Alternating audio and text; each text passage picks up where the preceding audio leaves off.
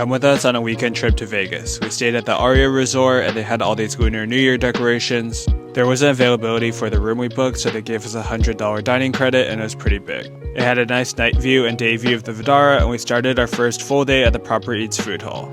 We put that food and beverage credit to work at Wexler's Deli for a bagel and lox. It's definitely pricey for the amount of smoked salmon and quality of the bagel, but it was a good start to our day. We got picked up around 8:30 to go to Willow Beach to do some kayaking in the Colorado River. The water was so serene and clear, and it had this vibrant emerald color from the algae. We got to see these ducks run across the river and also a glimpse of a bighorn sheep. This is one of the only water sources in the area, so all the animals love coming here. We took a little break and had some snacks, and we did a small hike to learn a bit about the history of the Hoover Dam. There was crew who lived right here who took on the dangerous job of gauging the speed and depth of the water. The canyon did have beautiful views, and after a bit more kayaking we got to the Emerald Cave. The sun hits the water just right to bring out that vibrant color, and it was so peaceful and serene inside.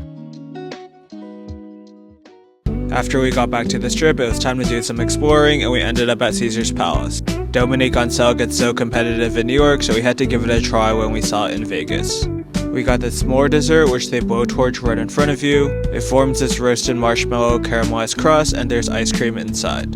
It was actually a bit too sweet for us, and we preferred the chocolate covered strawberry, which is strawberry mousse covered with white chocolate. We did this mini challenge to find every hotel's Lunar New Year decoration, and we checked out some shops as well. We walked along this trip over to the Wynn, and what I was excited for after a long day of kayaking was the buffet at Wynn. It feels like you're eating in a garden, and there's stalls and stalls of endless food. There's like 3 different spots for crab, and I love the small dishes for premium ingredients like scallop and short rib.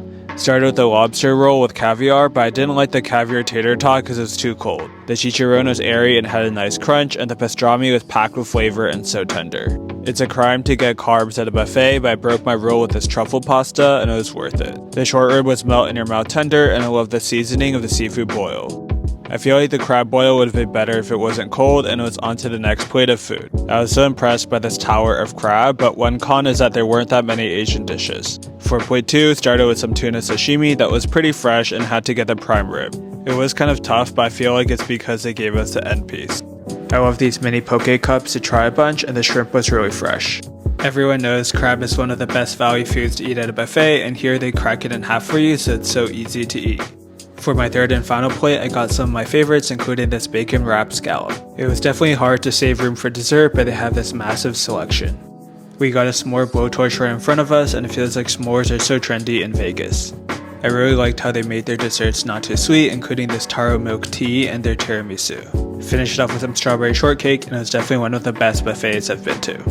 We finished our night walking off the buffet all the way down the strip to the Bellagio Conservatory to check out the Lunar New Year decorations. On day 2, we started at Press to get some juices for health before taking an Uber to one of our favorite places to eat in Vegas, Lotus of Siam. They usually get so packed for dinner, but we went on a weekend lunch when they just opened, so it wasn't that bad. Their Thai tea is one of my favorites, and we started with this crispy catfish salad.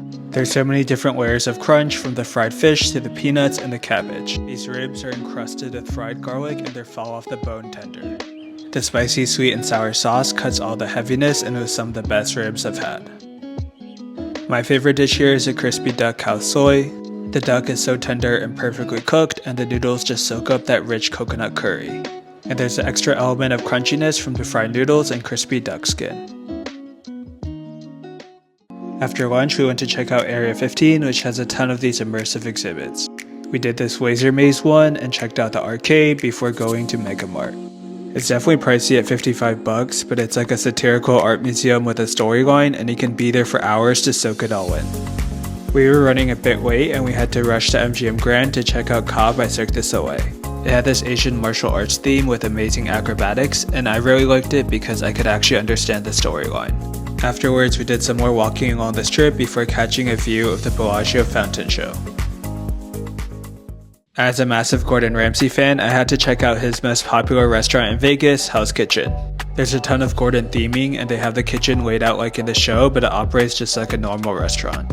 Started with their old fashioned that came extra smoky, and we also got this note from Gordon drink with an amazing message.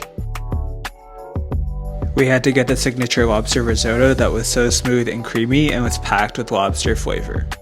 I liked how the pan-seared scallops came topped with bacon, but I felt like they were a bit overcooked and rubbery. Having the scallop and risotto together was a really nice bite. When you're waiting for your food, you can watch Hell's Kitchen in the background, and we had to get their famous beef Wellington. The filet mignon was definitely tender, but I felt like the pastry and mushroom get pretty soggy. It's definitely not a lot of food for 70 bucks, but for what it's worth, the mashed potatoes are pretty good. My favorite part of the meal was the sticky toffee pudding. It's definitely decadent with a date sponge cake soaking up that caramelized toffee sauce, and the ice cream on top melts into the pudding with a perfect balance of hot and cold. We were a bit hungry after, and we stopped by In-N-Out for a late night snack. Even though In-N-Out isn't something we can get in New York, we've been seeing this Flying Dutchman hack go viral on TikTok, and we've been obsessed with it. The meat, cheese, and caramelized onions just melt together and so good with the In-N-Out sauce and hot peppers. And the perfect way to end off the night was with some animal fries. On our third and final day, we had one last walk up the strip through the Chandelier Bar at the Cosmo. No Vegas trip is complete without tacos at Gordo, and is absolutely packed as per usual. You line up for each cut of meat, and there's a whirlwind of meats, tortillas, and tacos all flying around. It's so hard to pick a favorite, but I absolutely love their organ meats. Their tripa is perfectly fried and has a nice crunch, and their lengua is so tender. Al pastor has a perfect ratio of fat to meat with a really nice marbling and a caramelized crust. It was my first time trying a sope, which comes with a crunchy tortilla on top, a ton of meat, and gooey melted cheese, and it's so good. We didn't have enough people to also wait in the carne asada line, so a hack was to get the fries to try that smoky charred meat. After lunch, we walked over to Fontainebleau, and I've seen a ton of videos about this place and finally got to check it out.